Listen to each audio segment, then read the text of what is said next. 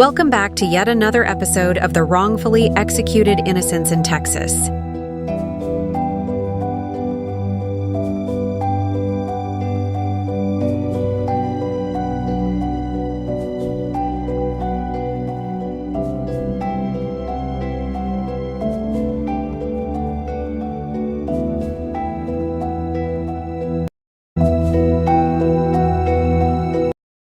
Richard Wayne Jones, a troubled man with a history of run-ins with the law, found himself caught in a web of crime that ultimately led to his execution for the murder of Tammy Livingston. Tammy Livingston was abducted, robbed, and stabbed 19 times in February 1982. Her body was later found in a field, where it had been set on fire.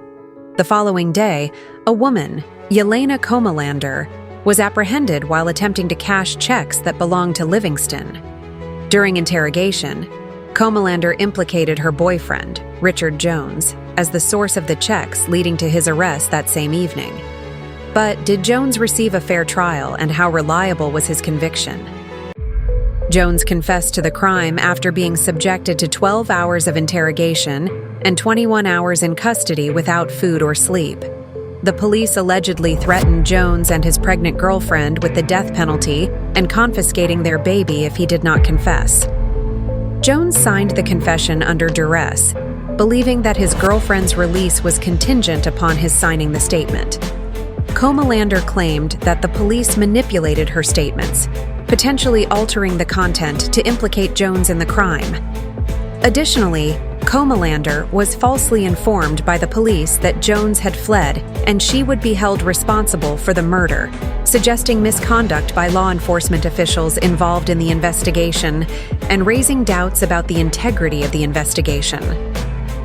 The circumstances surrounding Jones's confession are particularly troubling, given his diagnosis of borderline mental retardation and his history of growing up in state schools, including one that was shut down due to brutality. Given Jones's vulnerabilities, the coercive tactics employed by law enforcement are egregious. Individuals with intellectual disabilities may have difficulty understanding their legal rights and may be more susceptible to suggestion or pressure from authority figures. This vulnerability could have been exploited during Jones's interrogation, further undermining the reliability of any statements obtained from him. The evidence used in Jones's trial was overwhelmingly circumstantial and contradictory. Although eyewitness testimony played a crucial role in Jones's conviction, 2 of the 3 eyewitnesses to the abduction failed to identify Jones in a lineup. Moreover, the description provided by eyewitnesses of the suspect did not match Jones's appearance. While they described a clean-cut white male with reddish-brown hair wearing a red shirt, Jones had blonde hair, a mustache, and was wearing a different colored shirt on the night of the murder. Jones maintained from the time of his arrest that another individual, Walt Sellers, his sister, Brenda Jones's boyfriend, was the actual killer. Sellers was arrested with a dagger 1 month after Livingston's murder.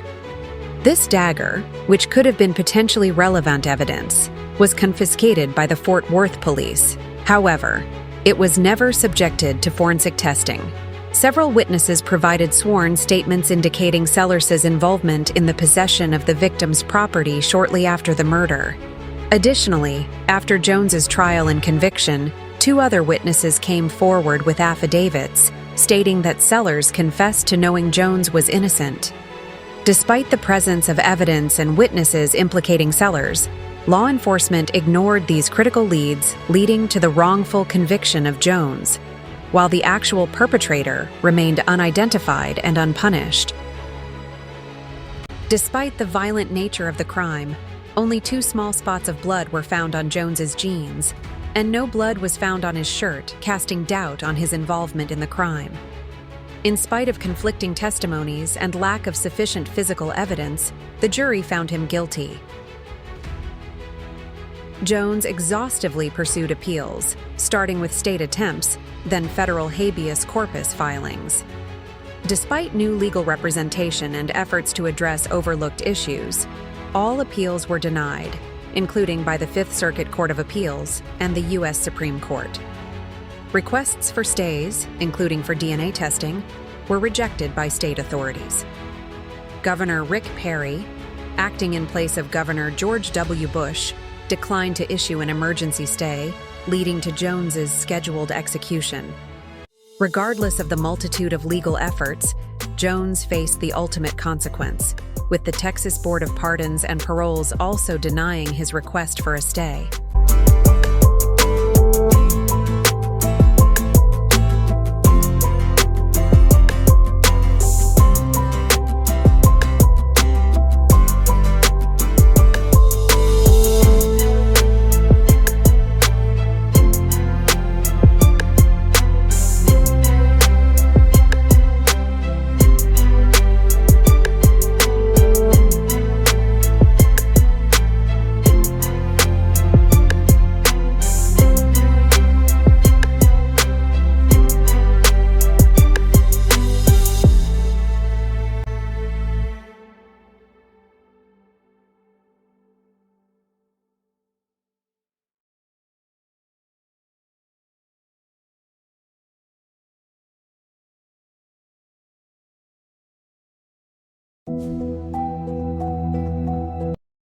Troy Dale Farris found himself entangled in a nightmarish legal ordeal after being convicted for the murder of Deputy Sheriff Clark Rosenbaum Jr. in a drug deal gone wrong near Fort Worth. On the night of December 4, 1983, Rosenbaum Jr., age 27, and a relatively new addition to the Tarrant County force, stumbled upon Troy Dale Farris and two individuals, Vance Nation and Charles Lowder from Wichita Falls, engaged in an illegal amphetamine transaction on a road near Saginaw, northwest of Fort Worth. Tragically, Rosenbaum was fatally shot when he approached Farris, who was seated in a pickup truck. Despite Rosenbaum's protective vest deflecting one bullet, another found its mark, penetrating under his arm and causing fatal injuries to his lungs and heart. Passers-by discovered the deputy lying near his patrol car, marking the first line-of-duty death of a Tarrant County deputy in a quarter-century. The crime scene suffered significant contamination due to the presence of investigators and onlookers, resulting in compromised evidence collection and analysis.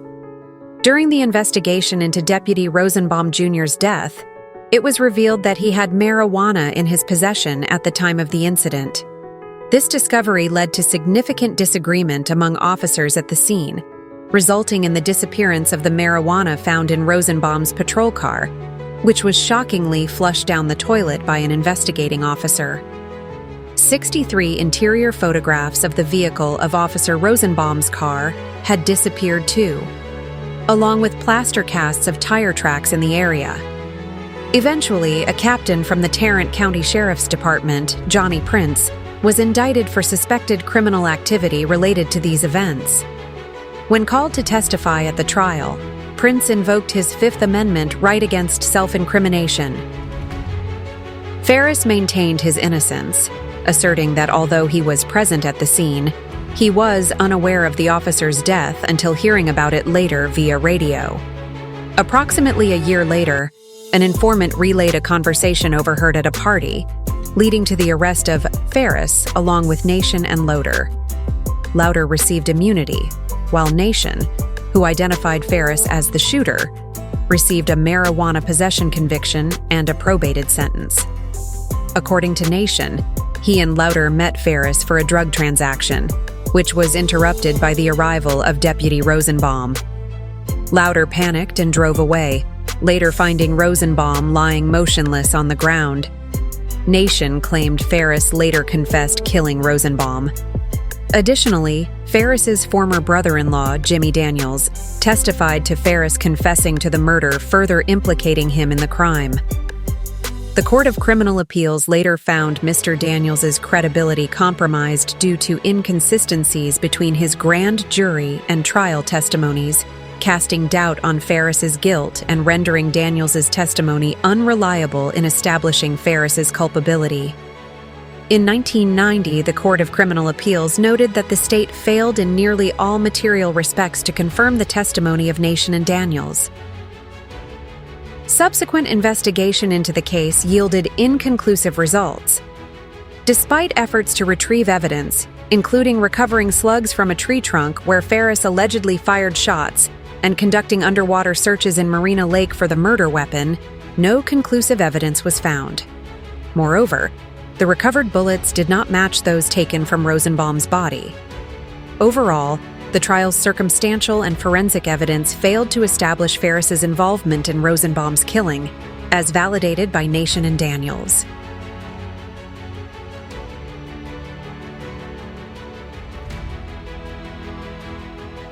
Despite acknowledging serious flaws in the evidence and witness testimony, the Court of Criminal Appeals upheld Farris's conviction, prioritizing finality over fairness and failing to address the glaring inconsistencies in the case. Farris's post-conviction defense argued that a juror who expressed opposition to the death penalty was unfairly excluded from the trial, violating his right to a fair trial by an impartial jury. While the U.S. Supreme Court has ruled that such opposition does not automatically disqualify a juror from participating in a capital case, the Court of Criminal Appeals initially rejected Farris's bid for a new trial in 1990. However, in a similar case in 1994, the court recognized that the unfair exclusion of an anti-death penalty juror warranted reversal, acknowledging its error in Farris's case. Notwithstanding this admission of error, the court's ruling had no effect on Farris's case because his lawyers were appealing at the federal level, not the state level. Additionally, in 1995, the Texas legislature enacted legislation imposing severe restrictions on the rights of death row inmates to launch new state-level appeals. Consequently, the Texas Court of Criminal Appeals refused to block Farris's execution, citing the narrow criteria established by the state legislature and failing to review the merits of his claim of an unfair trial. Farris's post-conviction attorney, Maury Levin, expressed shock and frustration at the court's refusal to grant a new hearing despite admitting error, highlighting the emotional toll and systemic injustices experienced by individuals navigating the legal system. Regardless of concerns from 7 members of the parole board who advocated for clemency in various forms, no clemency was granted. The Texas Board of Pardons, instead of critically evaluating Farris's case, acted as a mere formality, rejecting clemency appeals without thorough consideration, further eroding the possibility of a fair outcome. Mr. Sutton's statement indicated that Governor Bush had the authority to grant a reprieve in the case, but after considering the information available, did not find sufficient grounds to intervene in the legal proceedings or alter the defendant's sentence.